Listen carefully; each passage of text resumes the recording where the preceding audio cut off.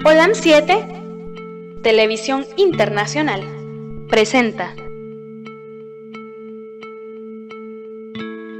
su mensaje, el pregón del tercer ángel, llevando el mensaje de la verdad presente a la luz de las Sagradas Escrituras y los testimonios del espíritu de profecía, a toda nación, tribu, lengua y pueblo, con temas de importancia para el crecimiento espiritual, guiando y preparando al pueblo de Dios para la venida de nuestro Señor Jesucristo. Olam 7 Internacional, sanando, educando y reconciliando.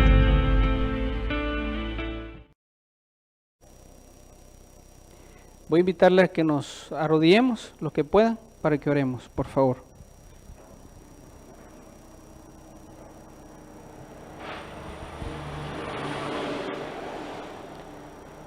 Señor nuestro Dios, nuestro Salvador, en esta hora queremos invitarte para que a través de tu presencia pueda nuestra mente estar dispuesta a aprender y llevar el proceso de estudio que vamos a iniciar. Por favor, como nuestro abogado y sumo sacerdote en el santuario celestial, lugar santo, lugar santísimo, queremos invitarte para que nos dirijas. Acompáñanos en el nombre de Jesús. Amén. Feliz sábado nuevamente, hermanos. Dios les bendiga a todos. Esta mañana el tema tiene por título El santuario y el día de la expiación. El tema del santuario es un tema que a través de la Biblia usted lo va a encontrar registrado en el libro de Éxodo, Levítico y sucesivamente va avanzando en todos los libros de la Biblia y también en el libro de Hebreos. Pero el tema del santuario es un tema interesante, porque todas las doctrinas bíblicas, escuchen lo que voy a decir, todas las doctrinas bíblicas están basadas en el santuario. Usted quiere estudiar sobre la segunda venida de Cristo y el ministerio de Jesús en el santuario. Usted quiere estudiar sobre reforma pro salud en el santuario. Usted quiere estudiar sobre mayordomía, el santuario, sobre las ofrendas, el santuario, el proceso del pueblo de Dios al tiempo del fin, el santuario, el ministerio de Jesús y el Espíritu Santo en el santuario. El santuario es un tema interesante, muy amplio, pero yo quiero concentrarme solamente de manera ilustrativa con algunos textos de la Biblia.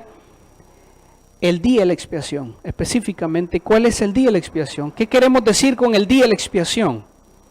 En otros pasajes de la Biblia se le llama el Yom Kippur, el gran día de la purificación de los judíos. ¿Cuándo se daba en el Antiguo Testamento? De paso saludamos a todas las personas que nos observan en diferentes partes del mundo, a todos los que están en las redes sociales, que están con el canal Olam 7. Es una bendición poderles saludar, que Dios los bendiga y que su palabra sea de bendición para ustedes esta mañana. Hebreos capítulo 8, vamos a leer juntos el versículo del 1 al 5. Hebreos capítulo 8, versículo del 1 al 5. Ahora bien, el punto principal de lo que venimos diciendo es que tenemos tal sumo sacerdote. Note lo que dice la Biblia. No dice sacerdote. Dice ¿cómo? Sumo sacerdote. El cual se sentó a la diestra del trono de la majestad en los cielos. Es el ministro del santuario, de aquel verdadero tabernáculo que levantó el Señor y no el hombre. Noten, el sumo sacerdote, hablando de Jesús, es el ministro del verdadero santuario que levantó Dios, no el hombre. ¿Qué significa eso? Que hay un santuario celestial, que es el verdadero, pero que hay una réplica terrenal. Seguimos leyendo.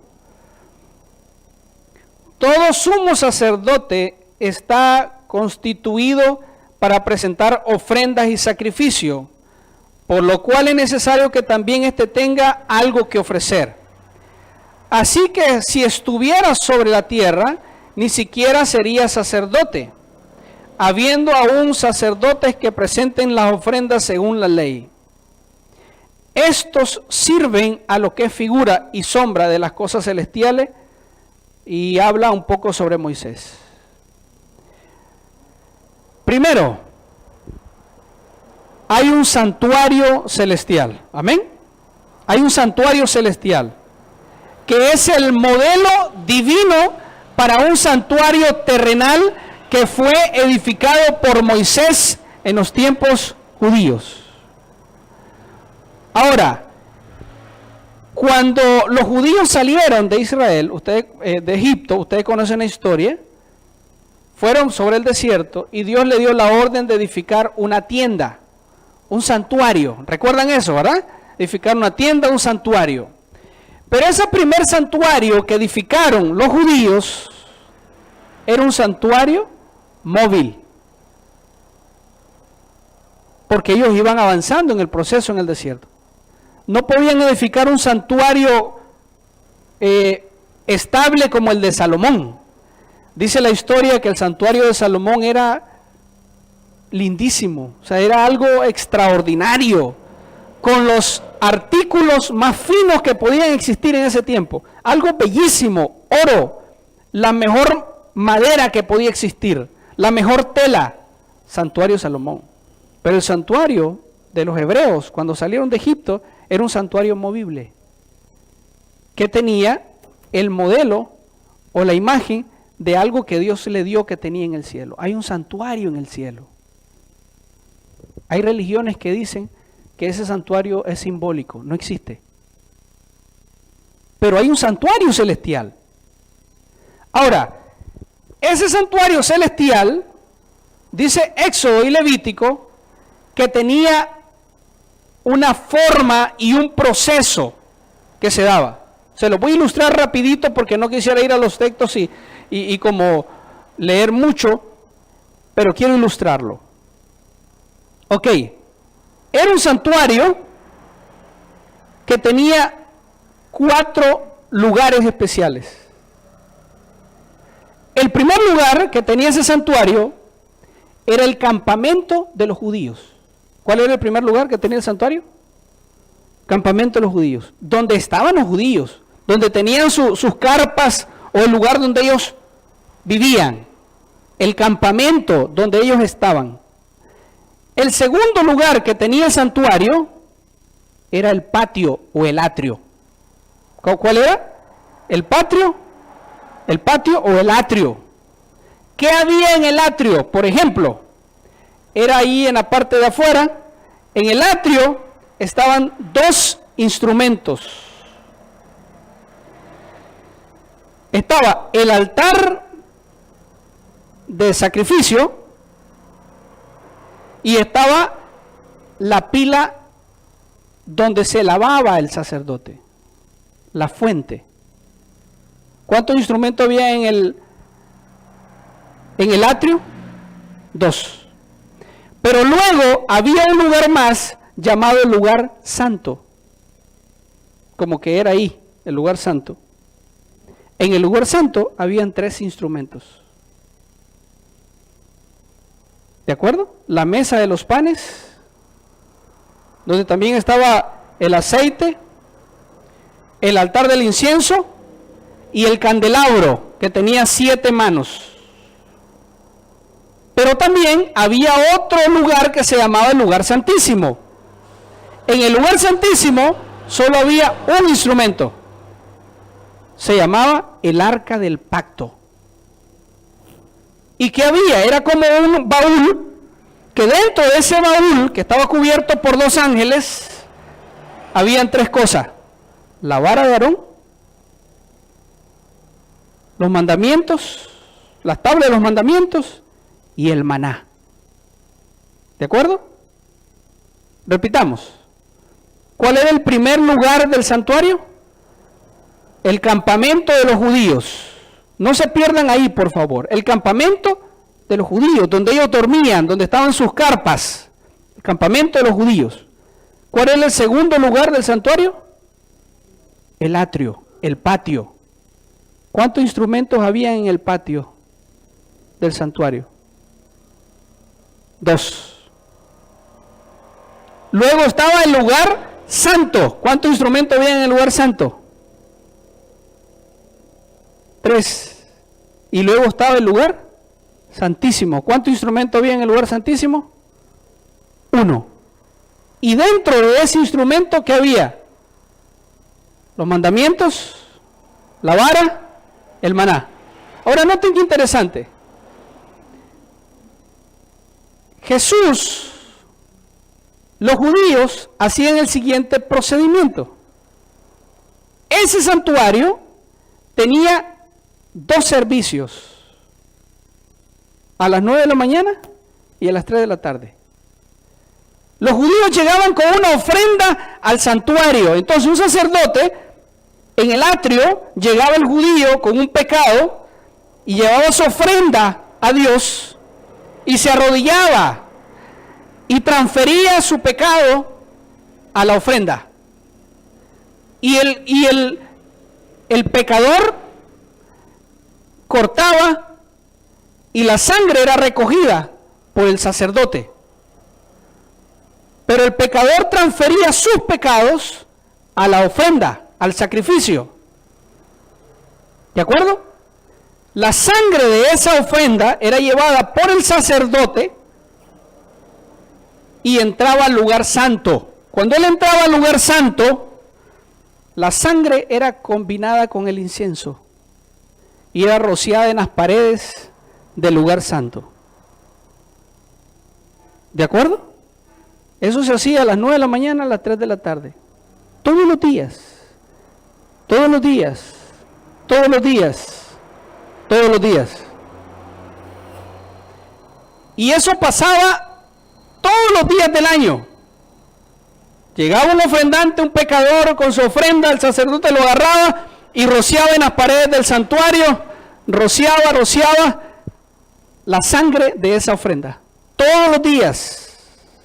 Pregunto, ¿dónde quedaban los pecados colocados de ese pecador? En las paredes del santuario. ¿De acuerdo? En las paredes del santuario, simbólicamente, quedaban los pecados colocados en el lugar santo del santuario. Entonces, ¿el pecador era perdonado o no? Sí era perdonado, pero sus pecados quedaban registrados, por así decir. ¿De acuerdo? Quedaban registrados, quedaban grabados, quedaban inscritos en la pared del lugar santo. Pero una vez al año, el sacerdote dejaba de hacer su función en el lugar santo y solamente el sumo sacerdote llegaba y ya no hacía la ceremonia en el lugar santo, sino que la ceremonia la hacía en el lugar santísimo, en el otro cuarto. El lugar santísimo era visitado solamente una vez al año por el sumo sacerdote. El sacerdote todos los días entraba al lugar santo, rociaba la sangre de las ofrendas, pero no entraba al lugar santísimo, que era otro cuarto dividido, solamente una vez al año. Y se hacía algo que ellos le llamaban el día de la purificación, el día de la expiación. Ahora, aquí quiero detenerme porque es el centro de lo que yo quiero compartir con ustedes. Esto tiene una simbología. Vea, ¿quién es la ofrenda que era llevada para ser sacrificada por el pecador? Noten qué interesante. Ninguna ofrenda que era llevada para ser sacrificada tenía defectos. Toda ofrenda que era llevada por los judíos tenía que ser perfecta. Perfecta. ¿Quién es el único que podía ofrecerse por sacrificio a nosotros en esta tierra que era perfecto? Cristo Jesús. Noten la simbología. Las ofrendas tenían que ser perfectas para poder ser sacrificadas. Jesús es el único que vivió la vida perfecta en esta tierra, que podía tener ese derecho de ser sacrificado por nosotros en la tierra. Su vida perfecta. Miren, ¿fue tentado en todo Jesús, dice la Biblia? ¿Sí o no? ¿Sí? En todo. ¿Y qué significa todo? ¿Sabía Jesús la prueba de hurtar? La dimensión de la tentación, sí, él la conocía. No hay una sola circunstancia o prueba que Jesús no nos entienda a nosotros. Ninguna. Es que Jesús no me entendió porque no existía la cerveza en ese tiempo. Jesús entiende a aquellos que son probados con un vicio. Jesús lo entiende. Aquellos que son probados con el robo, Jesús lo entiende. Aquellos que son probados con el adulterio, Jesús lo entiende. No hay una sola cosa que Jesús no entienda. Pero Él vivió una vida perfecta. Y noten qué interesante. Pregunto, el sacrificio, el cordero que traía el pecador, cuando el pecador le transfería los pecados a la ofrenda, ¿solo le transfería 3 pecados o toda la culpa? Dice la Biblia que le transfería toda la culpa a la ofrenda. O sea, no es que Jesús, cuando murió en la cruz del Calvario, solo perdonó parte de nuestros pecados. ¿Qué perdonó Jesús? Toda nuestra culpa. ¿Cuánto dicen amén por eso? No es que Jesús murió en la cruz del Calvario y como usted no había nacido, entonces sus pecados no fueron perdonados. En la cruz del Calvario, Jesús perdonó todos nuestros pecados. Amén. Cuando el pecador transfería los pecados al sacrificio, todos los pecados, toda la culpa era transferida al Cordero. ¿De acuerdo? Ahora, otro detalle interesante. Miren,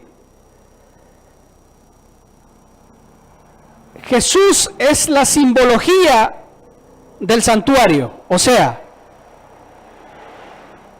el sacrificio era Jesús, ¿de acuerdo? El sacrificio representaba a Jesús. Luego, Jesús viene a la tierra, vive entre nosotros, habita entre nosotros, tiene la vida nuestra igual. Es llevado a la cruz del Calvario, muere en la cruz del Calvario y resucita.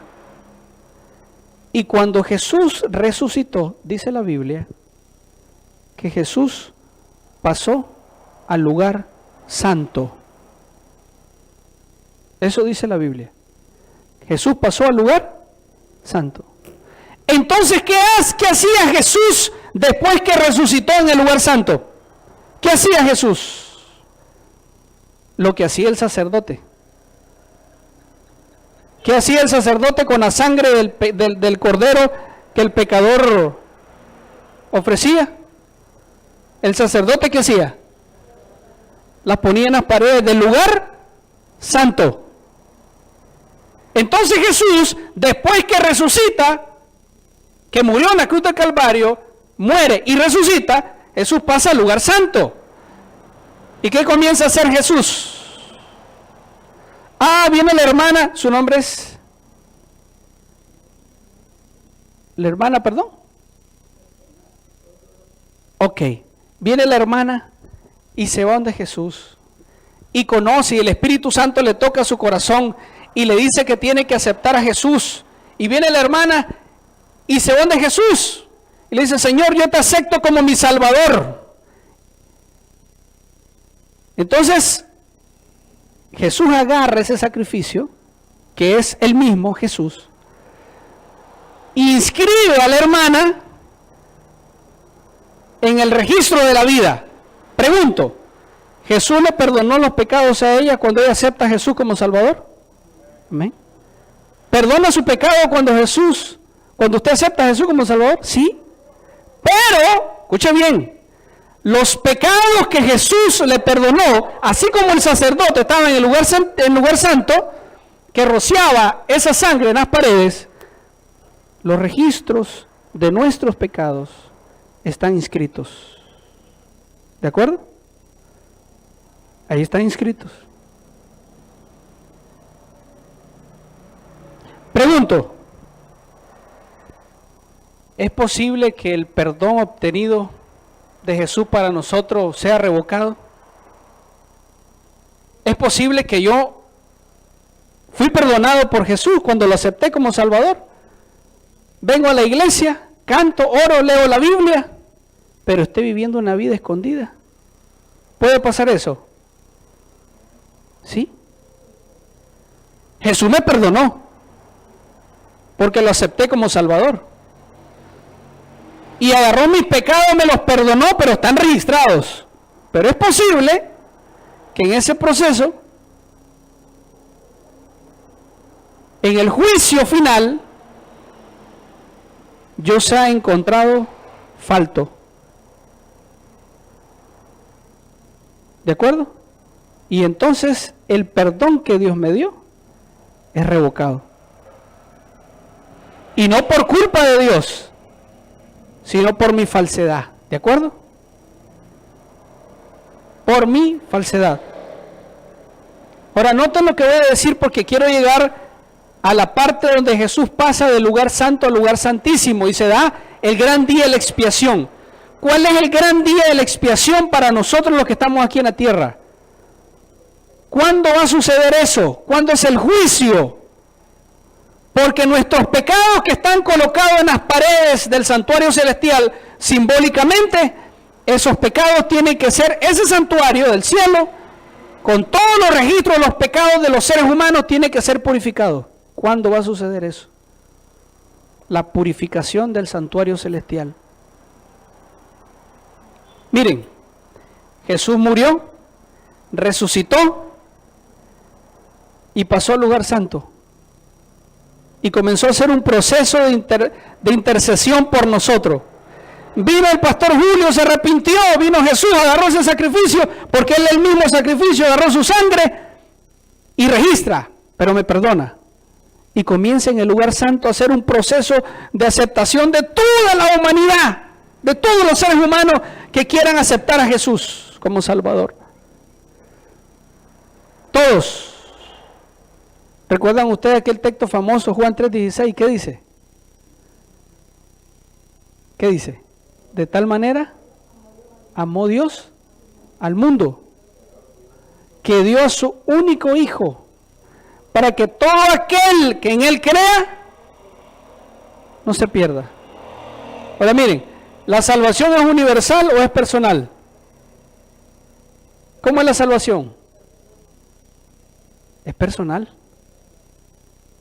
A ver, todos los de la iglesia que están reunidos, crean en Jesús, son salvos, toditos, universalmente. Ya, por la vida de ella se salva la hermana, así es. Por la vida del doctor se salva el joven, ¿su nombre? Jorge. Es que por la vida del hermano Rivas se salva la hermana que está ahí al fondo. ¿Así es la salvación? Es personal, es individual. Amén. Ahora Jesús murió, resucitó, pasó al lugar santo, comienza a interceder, a aceptar a los arrepentidos, las confesiones, perdona pecados, registra en el libro de la vida y registra en el libro de la memoria todas las situaciones de los seres humanos, sus obras, y de repente hay una fecha que tal vez lo estudiamos en otra ocasión, porque habría que ir a Daniel, capítulo 7, y ver la historia de los reinos. ¿Cuándo comienza esa fecha? ¿Cuándo comenzó el proceso de Jesús? Jesús ya pasó del lugar santo al lugar santísimo. Ya no hay más sacrificio. ¿El sacrificio quién fue? Jesús, amén. La ofrenda perfecta, Jesús. No hay más sacrificio. Ya usted no tiene por qué traer un cordero, ¿de acuerdo? No tiene por qué tener una vaca a sacrificarla, un palomillo. Ya el Cordero de Dios que fue inmolado dio su sangre en sacrificio. Y entonces Jesús ya pasó del lugar santo al lugar santísimo. Hay una fecha para eso. Tal vez lo estudiamos en otra ocasión, pero ya Jesús hizo ese proceso. Y en este momento Jesús ya no está en el lugar santo. Ya Jesús en el santuario celestial está en el lugar santísimo. ¿Y qué hacían los sumos sacerdotes en el lugar santísimo? ¿Qué pasaba ahí? ¿Qué está haciendo Jesús en este momento? Miren, Jesús, los sumos sacerdotes, en el lugar santísimo, ellos hacían dos cosas. Primero, tenían que sacrificar un cordero, un macho cabrío, llamado Azazel, donde ese cordero, Azazel, macho cabrío, el sumo sacerdote le transfería toditos los pecados que estaban registrados en el lugar santo y el santuario en sí, para purificar todo el santuario, le ha transferido a ese macho cabrío. Y después que el sumo sacerdote le transfería todos esos pecados al macho cabrío, dice la Biblia, que agarraban a ese macho cabrío y lo soltaban en el desierto. Lo soltaban en el desierto y ese macho cabrío se iba al desierto y ahí moría. ¿Quién es ese macho cabrío? ¿Quién representa? A Satanás cuando quede solo en el milenio. Tal vez lo estudiamos en otra ocasión. Pero ahora noten lo interesante de esto. El sumo sacerdote, cuando estaba en el lugar santísimo, realizaba una ceremonia que se llama el día de la expiación. El juicio. El gran juicio de Dios, donde se verificaba la verdadera conversión de los judíos, de los que habían llegado a ofrecer los sacrificios al lugar santo.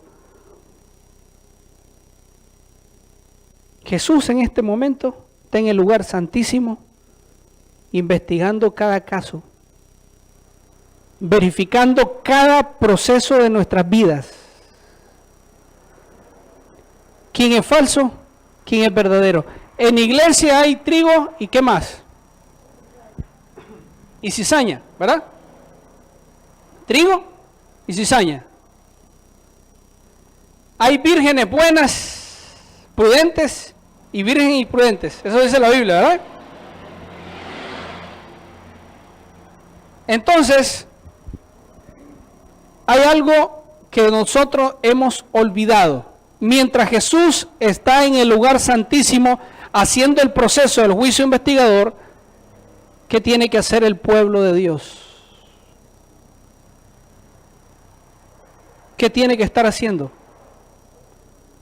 ¿Ah? ¿Alguien está hablando por ahí? Diga. Miren. Miren qué interesante. Con esto yo quiero cerrar, pero quiero que se concentre en esta parte. Miren. Ese es el atrio, el patio del lugar del santuario terrenal, donde había un altar de sacrificio y una fuente. Llegaba el pecador y entonces pasaba sus pecados a la ofrenda, al animalito. El sacerdote agarraba esa sangre. Ahora noten, ¿quién sacrificaba a la ofrenda? ¿El sacerdote o el pecador? El pecador. El pecador degollaba al animalito, la sangre la recogía el cordero, el sacerdote, pero el sacerdote cuando recogía la sangre se llenaba de sangre. Entonces pasaba a una pila que había donde él se lavaba, y luego entraba al lugar santo. Allá estaba el lugar santísimo. Había una cortina que dividía eso. Y entonces el sacerdote entraba al lugar santo y con la sangre combinada con incienso la rociaba en las paredes, pero no entraba al lugar santísimo. Él no entraba hasta el final de año. Pero noten, cuando él ya hacía todo este proceso todo el año y pasaba al lugar santísimo en el gran día de la expiación, cuando ya llegaba el día de la expiación, por 10 días se tocaban las trompetas en Israel. ¿Cuántos días? 10 días. 10 días eran, tocaban las trompetas, por 10 días.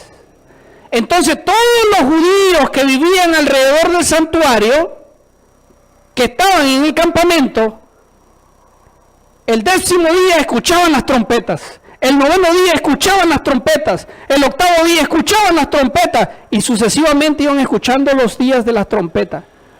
¿Por qué era anunciado con trompeta? Las trompetas, cuando se tocaban los 10 días, anunciaban que el pueblo tenía que irse preparando porque iba a llegar el gran juicio, el día de la expiación, el juicio final. Entonces, cuando usted estaba ahí y usted escuchaba las trompetas, usted iba contando. Sonó la trompeta, es el número 10, faltan 10 días para el gran juicio. Sonó la trompeta el 9º día, faltan 9 días para el juicio, y sucesivamente. Para que cuando se diera el gran juicio, el día de la expiación, que el sacerdote pasaba al lugar santísimo, los judíos estuvieran preparados. El pueblo de Israel tenía que estar preparado. Vamos a ir a ese texto, por favor. Los invito, busquen en sus Biblias, libro de Levítico, el capítulo 23.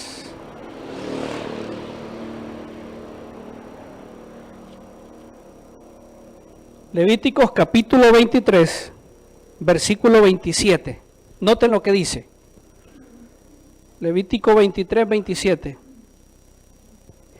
A los 10 días de este 7º mes será el día de la expiación. Tendréis santa convocación. ¿Qué es lo primero que tenían que tener el día de la expiación? Reunión, correcto. El día que el sacerdote, que el sumo sacerdote, entraba al lugar santísimo, ¿saben qué tenían que hacer los judíos? Reunirse.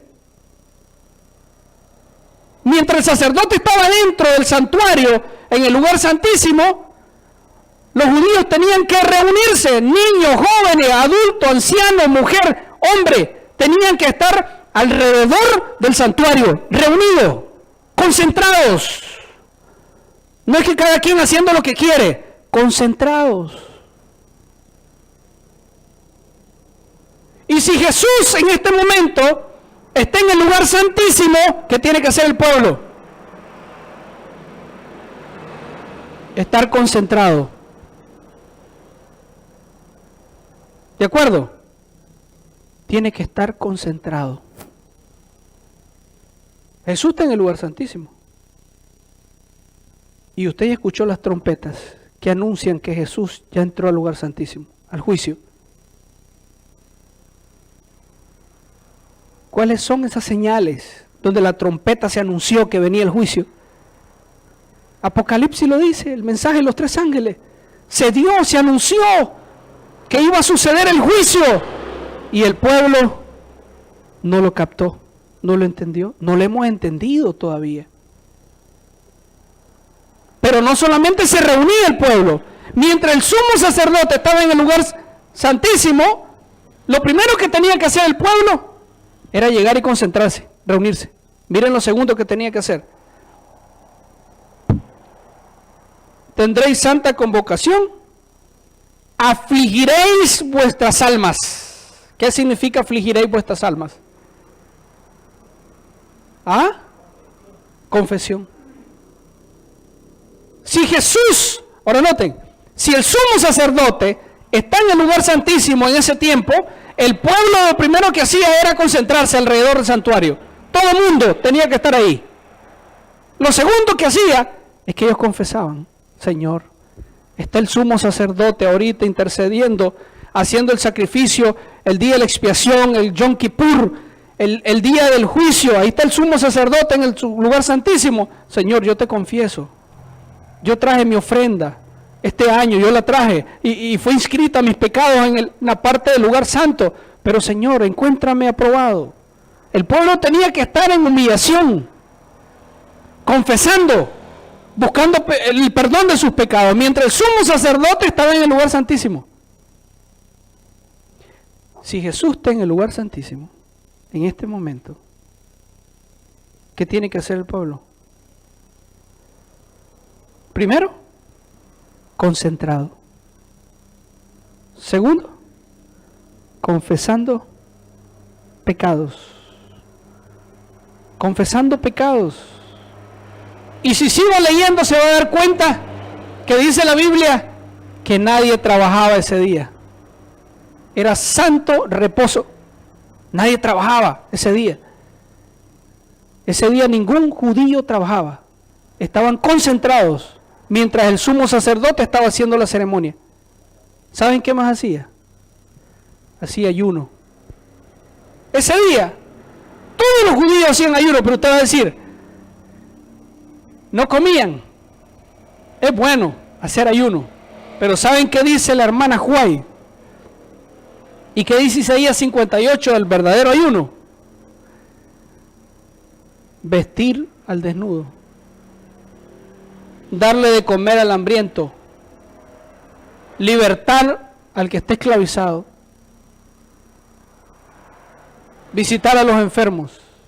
Y dice la hermana Juay, se lo voy a leer. No lo iba a leer, pero se lo voy a leer.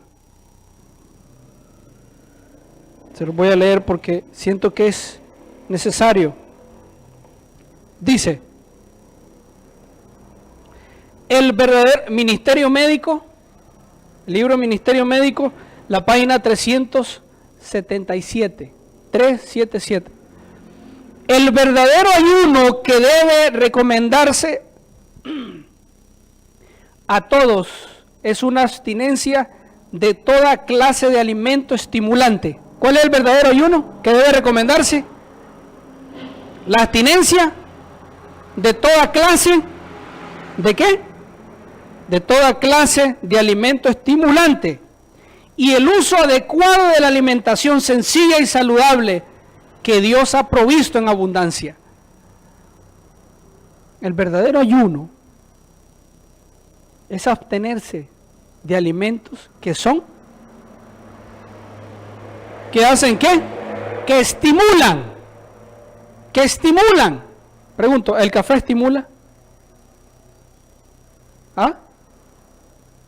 Y solo le menciono uno. ¿El café estimula? Sí estimula. Hay que abstenerse del café. Hace poco iba a hacer un viaje largo. Y entonces me dijo alguien, mire, son muchas horas, no va a aguantar, se va a cansar. Le voy a recomendar una bebida estimulante que le va a ayudar como por 12 horas a poder aguantar manejar. Entonces me dio el nombre de la bebida. Y wow. Un estimulante, pero de nivel, que iba a hacer que el cuerpo estuviera activo en contra de mi voluntad. ¿Sí? ¿Usted se imagina? Ahora, este es un comentario de hermano Juay. En ese mismo libro dice que el verdadero ayuno, como dice Isaías, es vestir al desnudo. Es dar alimento al que quiere comer, al que no tiene que comer. Entonces el pueblo judío, mientras el sumo sacerdote estaba en el lugar santísimo, ellos estaban congregados, ellos estaban haciendo ayuno, ellos estaban afligiendo su alma, estaban confesando. Y miren qué tremendo. Dice la Biblia, en ese mismo pasaje, léalo usted después. Dice que el que era encontrado falto El sumo sacerdote estaba en el lugar santísimo, haciendo la ceremonia, preparando todo, y entonces después que él terminaba el proceso del día de la expiación, que se daba una vez al año, y él salía, el que era encontrado haciendo lo que no se le pedía, era cortado de su pueblo. O sea, mientras el sumo sacerdote estaba en la ceremonia, el que no estaba congregado, orando, ayunando, en aflicción de alma y andaba haciendo lo que quería, era cortado de su pueblo. Pregunto, ¿ese que andaba haciendo lo que quería había llegado a dar un sacrificio en todo el año por sus pecados? Sí llegó. Y también trajo una ofrenda. Y fue perdonado. Pero el día de la expiación, si no estaba haciendo lo que tenía que hacer espiritualmente, era cortado. O sea, el perdón puede ser revocado. No me diga como me dijo uno hace poco, la Biblia dice, salvo siempre salvo. Yo fui salvo, voy a ser salvo siempre. No, un momento. Jesús lo perdonó. Jesús le aceptó sus pecados, se los perdonó y le dio salvación. Pero no somos salvos siempre salvos. Es que ya soy perdonado, puedo adulterar y sigo siendo perdonado. No. Es que yo soy perdonado, puedo robar, sigo siendo perdonado. No somos salvos siempre salvos. El perdón puede ser revocado. Ahora, hermanos, Jesús está en el lugar santísimo. El juicio se está dando. El juicio se está dando. ¿Qué tiene que hacer el pueblo mientras el sumo sacerdote está en el lugar santísimo? Ayunar, orar, buscar el perdón de los pecados, estar concentrado que el juicio se está dando. ¿Y qué está haciendo el pueblo en este tiempo? ¿Está concentrado? No. Andamos en los quehaceres de este mundo, eso dice la Biblia. ¿El pueblo está ayunando? No. ¿Qué? El pueblo está buscando el perdón de los pecados. Me dijo alguien hace poco, es que cuando yo vaya a morir, minutos antes de mi muerte, minutitos, yo le voy a pedir perdón a Dios. Minutos antes de su muerte. Le voy a pedir perdón a Dios. Ahora pregunto, ¿Dios lo puede perdonar? ¿Lo puede o no lo puede? Sí lo puede perdonar, pero no significa que lo va a perdonar. ¿De acuerdo? ¿Por qué?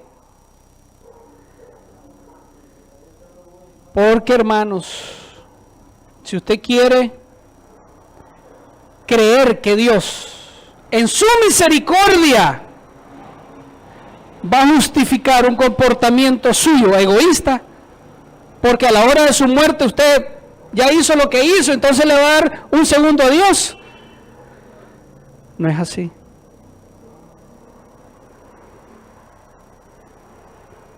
Detalle más. Había algo delicado, hermanos. ¿Saben ustedes que el sumo sacerdote le ponían aquí en sus vestiduras una campanita? Le ponían una campanita. Y mientras el sumo sacerdote andaba en el lugar santísimo, se escuchaba clink, clink, clink, clink, la campanita sonar porque él andaba haciendo la ceremonia adentro. Clink, clink, clink, clink, clink. El pueblo, como estaba concentrado, orando en ayuno, escuchaban lo que el sumo sacerdote andaba haciendo. Y hubieron muchas ocasiones donde de repente no se escuchaba la campanita. ¿Saben por qué? No se escuchaba la campanita. ¿Y qué pasó? Ya ellos ya sabían. Tenían que alarlo, porque estaba muerto el sumo sacerdote. Había llegado ante la presencia de Dios impuro, con pecados ocultos, y moría. Ahora, ¿qué significa el sonar de las campanitas? El anuncio del juicio. El pueblo tiene que escucharlo. ¿Usted está escuchando lo que está pasando en este tiempo? Jesús viene pronto. Jesús va a salir del lugar santísimo, ya pronto. Y cuando salga del lugar santísimo, viene por segunda vez. El pueblo tiene que estar concentrado, orando, preparado, en ayuno, en oración.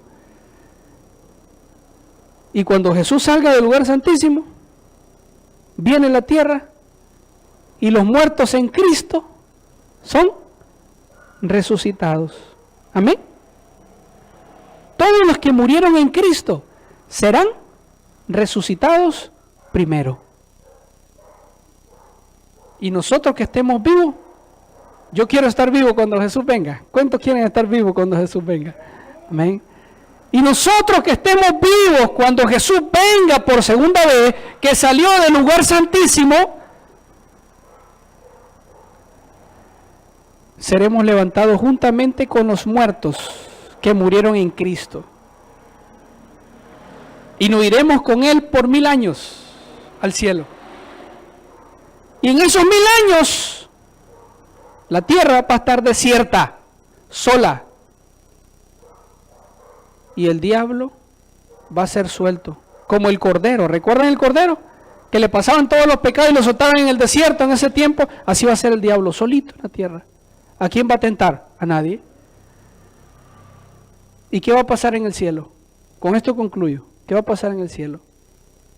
Venga de visita, venga líder, van a decir. Venga hermano, acérquense. ¿Quieren ver la justicia de Dios? Que Dios fue justo. Que Dios no fue injusto. Que Dios le dio oportunidad a todo mundo. Vengan, que están los registros. Se van a acercar los ángeles también. Van a decir, es cierto, fue justo. Los seres de otros mundos se van a acercar, ¿cierto? Hermanos, Dios es justo. Hay un juicio que se está dando. Dios está en el lugar santísimo, haciendo un proceso final. ¿Qué está haciendo el pueblo? ¿Qué estamos haciendo nosotros? ¿Estamos concentrados, ayunando, orando, confesando nuestros pecados mientras el sumo sacerdote Jesús está en el lugar santísimo, purificando el santuario? ¿Estamos escuchando las campanas de Jesús en el proceso del juicio? ¿Lo ha escuchado usted eso? Yo sí lo estoy escuchando. La tierra está conmovida, hermanos. Las señales, las plagas se están dando. Esto es increíble cómo está el mundo. Jesús viene pronto. Ya pronto sale del lugar santísimo. Y va a venir. Y el pueblo tiene que estar preparado. Que esa sea nuestra oración. Dios me los bendiga esta mañana. Espero Dios pueda estar con nosotros. ¿Cuántos quieren prepararse para la venida de Jesús? Dios me los bendiga. Vamos a orar y vamos a terminar este tema de esta forma.